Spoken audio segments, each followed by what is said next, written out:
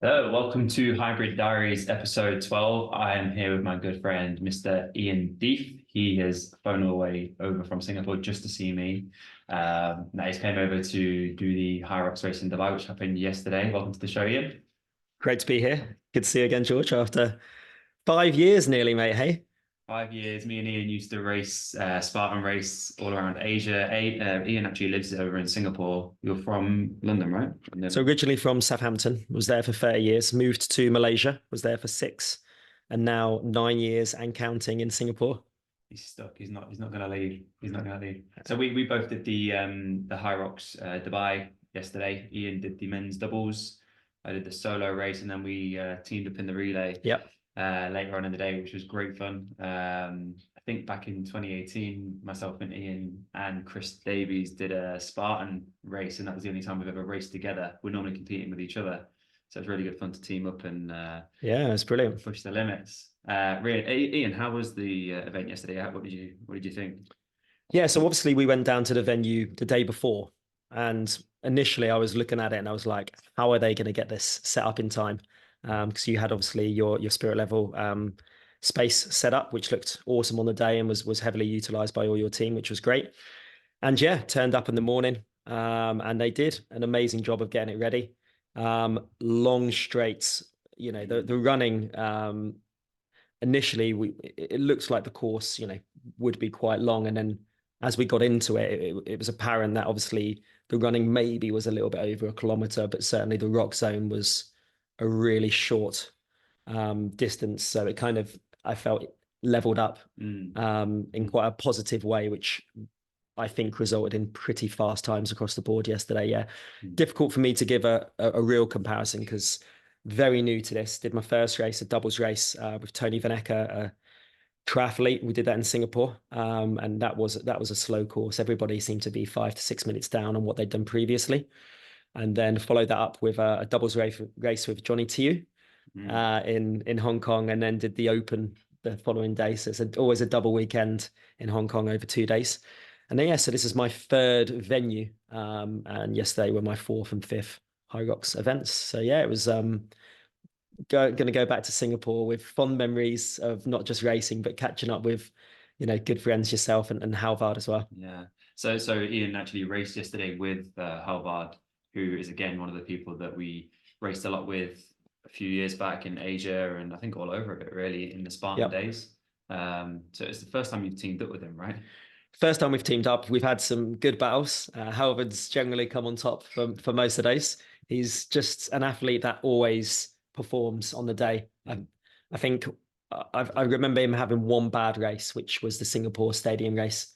I think that's the only race I can remember that he hasn't performed. He's one of these guys on the start line that is always going to turn up fit and is always going to just give it his absolute best. And he's come out to Asia. He's pretty much beaten everybody and, dominated that scene. And now in his mid-40s, looking as fit as ever. And it was an absolute pleasure to team up with him rather than fight against him this time around. And you guys managed to take the win in your age group, which was awesome to see. What was your time? It was 55:23. And that's your fastest doubles time so far, right? Yep. So low 56 with Johnny and then 1:02 with Tony, which I'm not sure how much difference between all of those performances there were. Certainly when I did the run with Tony, I was in much better running shape, but certainly nowhere near as strong. With the Hong Kong race, I've got no problem saying that Johnny heavily carried me. He was in great shape. And yeah, he took on a little bit more of the work as well. He could see when I was flagging, he just jumped in. And then yesterday, the load between myself and Halford was really evenly shared. He seemed really strong coming out of the stations, compromised because he would normally finish off. I'd normally start a lot of the stations and he would finish them. But then he seemed to almost come out of it with speed. And then it took me maybe just that little bit longer just to get back into my running. But when we were off and going, I felt like I was hitting a pretty good pace. So yeah. And definitely I'd say yesterday's course suited more of the runners, right? Because the run seemed to be a little bit longer than a cave. Yeah. Like you say, a really short rock zone meant that you could open up your legs on the run a little bit longer and then have that short rock zone where it's not carnage in there. And I mean, last week when myself and Danny were in Turin, The rock zone was huge. There was water all over the floor. There's people running into each other. I mean, there was a little bit of that yesterday. I think there always is, but yesterday it was actually really, really nice course. I'd say it was one of the faster courses there's been. I think so. I think it's, you never know what shape people are in. So you've got to kind of have a look across the board. And if you look at the women's and men's pro results, I think there were PBs across the board for all of those.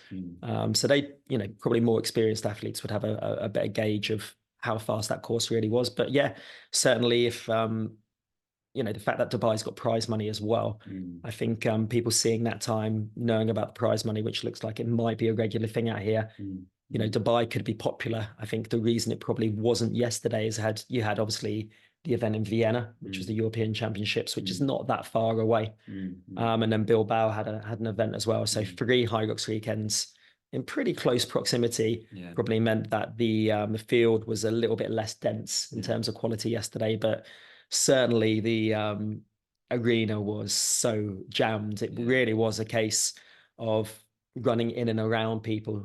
First 30, 40 minutes when we were on course, obviously we were the second heat out there. We could really get into our stride, and then it literally was a case of not getting tripped and running on more on the outside than the inside. And they did it interestingly clockwise, didn't they, which we've not done before. Which seemed super strange. And I know that's the same for Korea. As track athletes, we're used to running anti-clockwise, and that's how our bodies are geared, especially obviously taking the corners. So whether that had an impact, I'm not so sure, just because the straights were so long. But yeah, that was definitely an interesting choice, because there doesn't seem like there's any reason why they wouldn't do it. Why that would make any difference doing it one way than the other, and why not keep it standardized across the board, right? Yeah. I think I've seen a race in Australia. I think it might have been Perth that they did it clockwise, and like you said, I didn't know about Korea for the first time. And I think actually when myself and a few of our clients saw it, they were like, "Oh no, they've seen that it's clockwise. Why is that?" And nobody really liked it, but it didn't seem to make a difference. It actually felt like didn't feel abnormal, really, did it? No, I think once you got into the running, you just got on with it, didn't you? It was more the, wow, this is a bit strange, and then as soon as the gun goes, you just get on with it. It didn't make any difference. So did you notice the sleds yesterday? I saw, so when you and Hulvard went out and you're on the skier, I'm looking over at the sled push, and the first men's doubles heat had gone out, and all of the carcasses started crumpling. I don't know if you noticed that. Yeah, so we did a bit of a recce prior to the race, because obviously we had no training together. However, did very little race specific prep. He's gearing up towards the government games. That's his priority, and it always is each year. So we talked tactics. We knew that I was pretty much going to go in and start the stations most of the time, except the sled pull. We thought we'd have a little bit of a switch there. And if there was, for any reason, I was feeling fatigued or tired, then again, we just chat about it on the loops round. And so, we copped that the carpets already prior to the race looked like there was some slight lifting. So we knew we had to choose our lane carefully. Didn't actually realize that was actually happening during the race. Obviously, we were 10 minutes after the first heat. So 8:10, the first heat went off at 8 o'clock. And luckily the lane that we used was fast. Straight away, I started pushing, and I was just like, all the way, just we'll take this. Like, the sleds felt good. Sleds were fastest out of the 3 venues I've been to, for sure. I did notice one thing yesterday, same as September. So it seems like Hyrox Middle East still haven't standardized the kit. So there's meant to be coming up a Hyrox specific standardized kit across the globe. And those sleds were not the Hyrox official sleds, neither were the plates, neither were the kettlebells. So I don't know how much give there is in what they can change and what they can't. I mean, a 32 kg kettlebell is a 32 kg kettlebell, but the grip might be a little bit smoother or rougher, and that can make a big difference when you're pushing the margin, and it's it's nearly 15 seconds now that people are beating each other by. I think the lesson there is you just race the race and you don't think about the time. And we when we initially talked about this, we saw that like the men's world record for our age was 54:10, I think. So we were just over a minute off that, and it was a good motivator. But at the same time, it was a case of, look, we'll just go out there and do the very best we can. The big difficulty and big lesson, which we should have learned from doing our recce, was there were no clocks. You couldn't tell the time, and neither of us wore watches yesterday. So we were pretty much doing the whole thing blind, thinking that there would be a big visual clock on course where we could go around clock, see where from on the kind of time that we need to be. We were in a little bit of a battle race-wise early on, which always helps. In Hong Kong, myself and Johnny, we were second overall, second in our age by 1 second. We had this fantastic battle with two athletes who were much quicker on the runs, but much slower on the stations. So it was very much a back and forth continuously for the entire race. And that definitely made, I think, both of us, both teams faster. And that helped initially for us. And then it would have been great if we had had one of those top 3 pairings battling with us. I'm sure that would have upped our game, and who knows how close we could have got to that doubles world record, but wasn't to be. And then when I said doubles world record, I need to obviously state that's for the 40 to 49 age group. Yeah. One thing I wanted to mention, coming back to the equipment thing, is how did you find the sled pull? Because the ropes that we seem to have out here, it's the same as what we use in the gym, and it's like more of a climbing rope, and there's no stretch in it whatsoever, and they're quite dry and quite grippy. All the other races we've done in Europe and wherever, there seems to be such a big stretch, especially on that first pull when you're at full length, 12.5 meters. The sled doesn't really want to move as freely. Whereas yesterday, I didn't see anybody having any issues there. That was quick again. I think both the sleds were the fastest I've experienced, both in terms of just how they glided across the carpet. And again, you did have to choose your lane because of the roll up issue. But additionally, yeah, there didn't seem any sort of problems in terms of that initial first pull where it seems like to get it going straight away, you could just get into it. So yeah, it was hugely favorable. Yeah. And what about when it came to the wall balls? Because I know a lot of people say out here they get extra sweaty when it gets to the wall balls, and the wall ball becomes really slippy. And I saw people later on in the day I had the issue in September with just chalk everywhere. Yeah. When you drop the ball, it gets covered in chalk. You do more wall balls. I ended up with chalk in my eye. Yeah. Did you have any of that? Or, I mean, you were early on, so maybe you didn't have much of that. Yeah, no issues with that at all. And when you're in Singapore and you're racing in an open top stadium where humidity is off the scales, that was like someone was pretty much dunking a ball in water after every 2 to 3 reps. Yesterday was fine. There was no issues at all.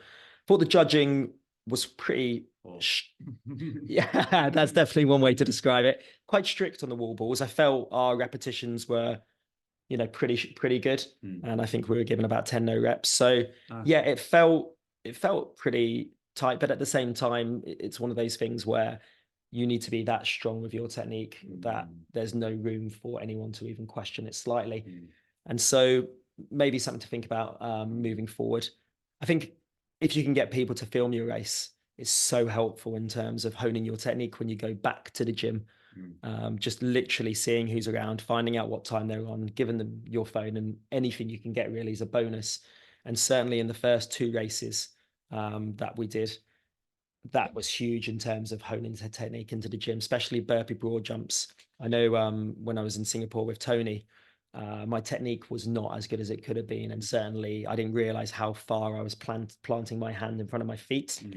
And it didn't give a penalty in that particular instance, but certainly when we went to Hong Kong, and hopefully as well for the race we've just done yesterday, my technique I felt was quite a lot tighter. But again, I'd love to see videos just to double check that. It does help having videos. And I mean, there's a lot of people, we noticed yesterday, a lot of people out on the course, I don't know if they were knowing how bad their form was. I mean, some people that we know that actually coach this stuff, they coach people for Hyrox, and there was some very bad form out there. And we noticed it in Dubai in September that actually we had like friends who volunteered as judges to step in because they saw the standard wasn't as good, and I guess it's just because they're more experienced, so they were helping pull on people. But I think this was the second race in the Middle East, so you've kind of got to give them the benefit of the doubt, hope that it's going to improve. I think one thing, the organization, when it came to the relay later on at the start, like, I mean, you started, we'll talk about the relay in a second, but you started in the start pen. We were in the other pen where you wait in the relay pen.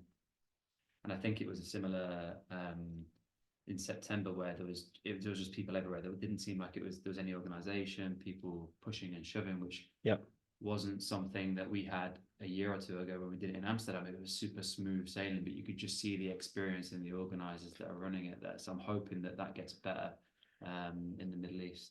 There was certainly the space to extend that relay zone. You could have just moved a longer length, right? And then you would have had a zone for the transfers, you would have had a zone for the waiting athletes. You could have almost had 3 areas where it's like those specifically waiting, those that are close to waiting, and then everybody else. And there was the space to do that. And I felt for the guy who was trying to keep everybody in order, but at the same time, had they done their preparation right, which is pretty much true for everything in life. Had they organized it right, then they wouldn't have found themselves in that position. And going on to the team relay, obviously, you know, we raced at 8:10, finished just after 9 o'clock, and then our relay was 2:50. So one of the biggest challenges yesterday was certainly, you know, nearly 6 hours in between the 2 races. What do I do? You know, obviously, as soon as I finished, I tried to get as much food in me as possible and tried to stretch out. I got a really good massage thanks to, I think it was Alex who gave me the massage there afterwards. She was amazing. And then obviously it's that mixture of making sure you look after yourself, getting behind everybody else on course. But I have to say, by the time we got to that relay, I did a very quick warm up, just a lot of activation, but I felt pretty jaded and went off ridiculously too hard for that. You ran a 3-minute kilometer for the yes, I think probably slightly short, just because that one was slightly shorter. But yeah, I think the first 500 of that was, you know, very fast, and then the next 500 was, it's probably slower than the majority of my actual leaps in the doubles. And then going into the station, I tried to hold an even tempo and did the best I could. But certainly I was tired, and then paced it definitely a lot more evenly, knowing that the 80-meter burpee broad jumps, I didn't want to go into that with the same level of fatigue. So I ran a much more conservative kilometer, went in there pretty rhythmic on the broad jump burpees. Again, referee came up to me at one stage and just said, look, make sure your technique, I think it was to do with the stepping forward. I didn't quite hear, but I just slowed it down, literally made sure my hands touched my feet each time with it. I felt technically, they afterwards, they just said, yep, great. And so carried on. And managed to get us back. And really at the time, wasn't sure if I would do the relay again.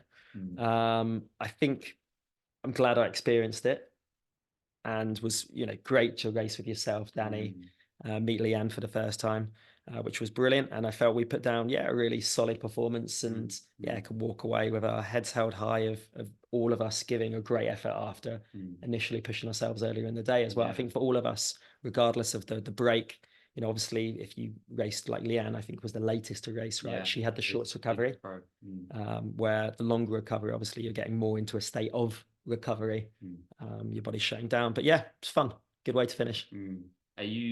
What's your race plans for this season? Is there any more Hyroxes coming up? So potentially 2 more.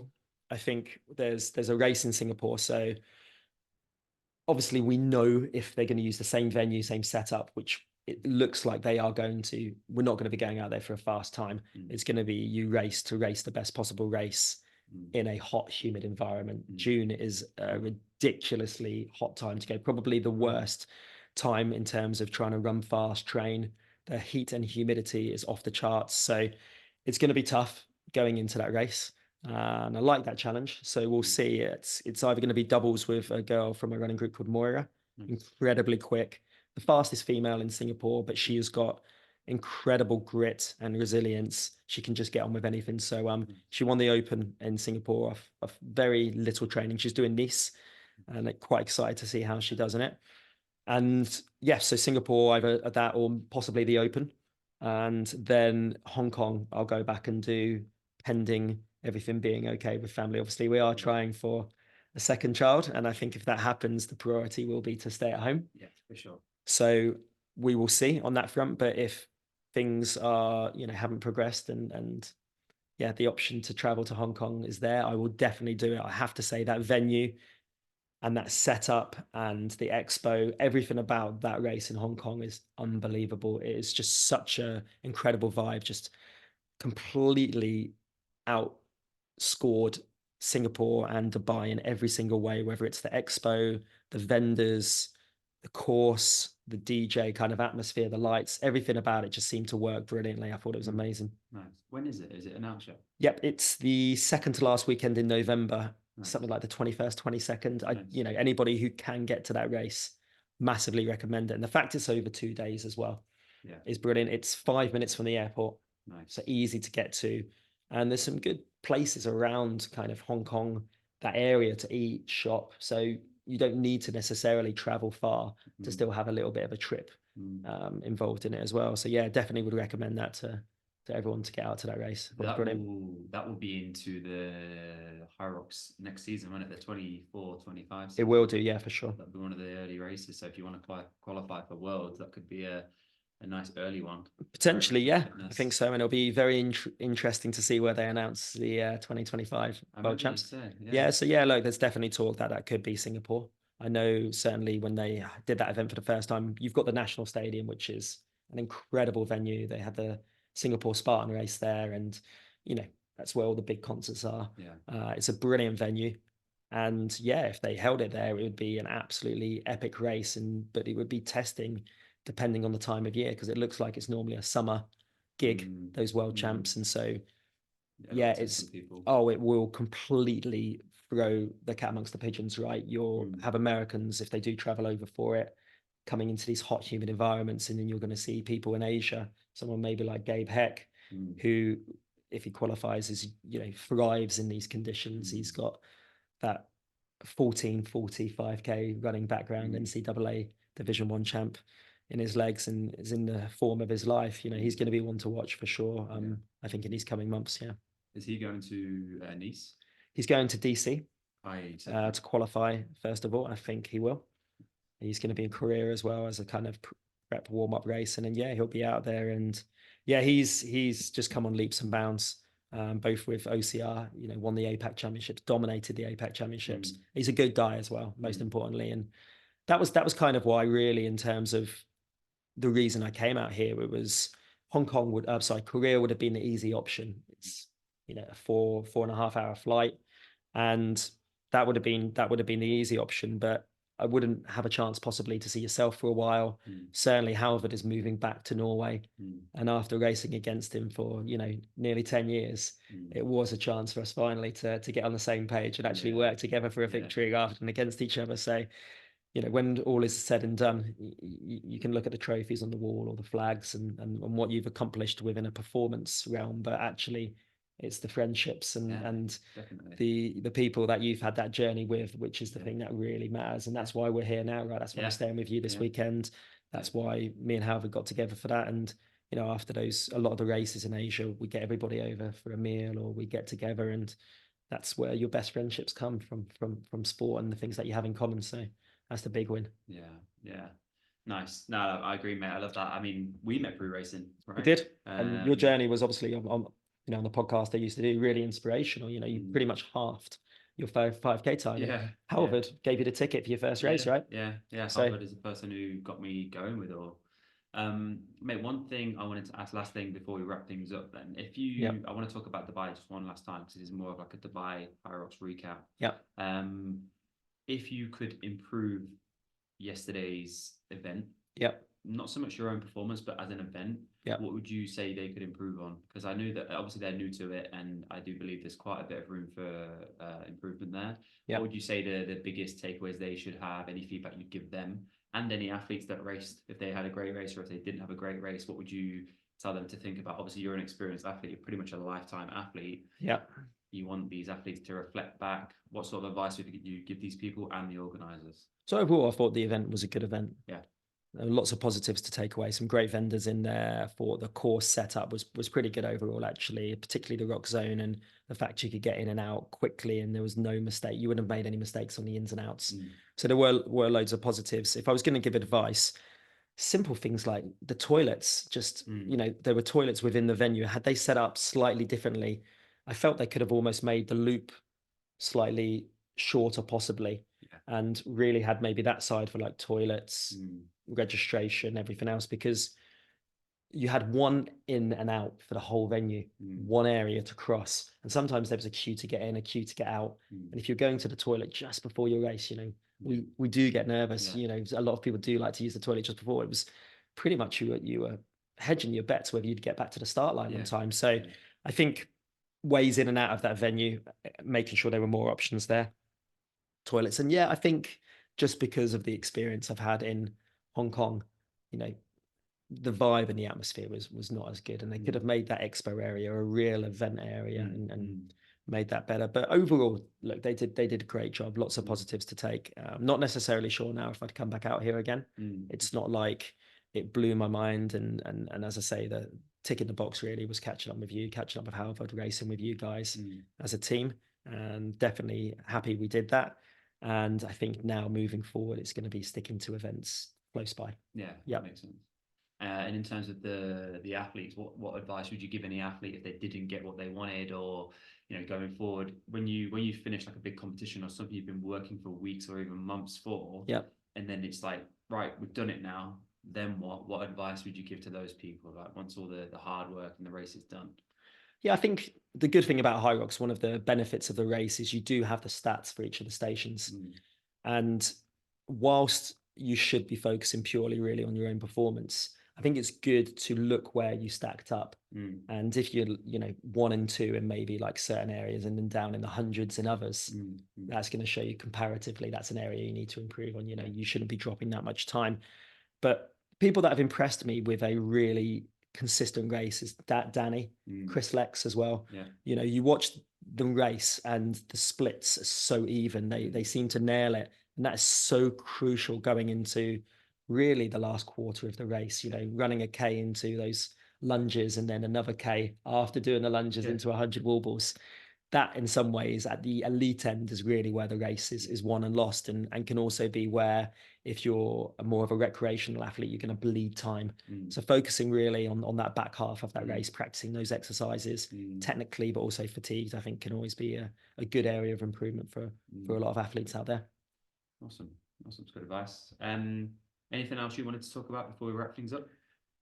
Just thank you for hosting us over these past few days. I'm going to catch up with another school friend now. And I think with Hyrox, I think the time now is, if you haven't tried it, I think it's a really good chance to try it. I think the event is brilliant. I think it's working on a really rounded fitness. And if you decided to jump from Hyrox into something else, regardless of what it is, I think it's going to hold you in really good stead. Yeah, you've got the strength element and the endurance element. For sure. Awesome. All right, mate, we'll leave it there. Thanks for coming on. It's really Pleasure. good to chat. And great to chat. We'll see you on again very soon. Yeah. All good, man. Cheers.